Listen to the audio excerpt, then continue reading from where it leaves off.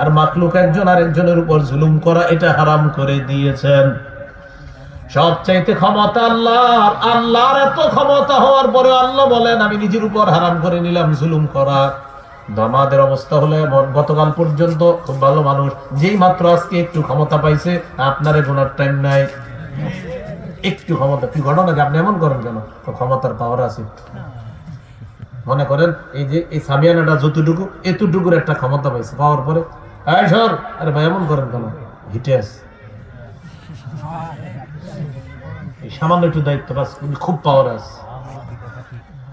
সব পাওয়ারকে তিনি বলেন আমি নিজের উপর জুলুম করা হারাম করেছি, তুমি একটু দায়িত্ব দিলে এমন করো কেন? একজন আরেকজনের উপর জুলুম করো না। এবার আল্লাহ কত বড় ক্ষমতার দর। এবার আল্লাহ বলতেছেন দেখেন, ইয়া ইবাদি কুল্লুকুম দাল্লুন ইল্লা মান হাদাইতুহু, ও আমার বান্দারা তোমরা সবাই পথভ্রষ্ট, আমি যদি হেদায়েত না দেই। ঠিক নেই? ফাস্তাহদুনি আহদিকুম, আমার কাছেই হেদায়েত চাও, আমি হেদায়েত দেই। এই জন্য প্রতিদিন আমরা পড়ি ইহদিনাস সিরাতাল মুস্তাকিম। আল্লাহ আমাদেরকে হেদায়েত দেন, আমাদেরকে সরল পথে পরিচালিত করেন।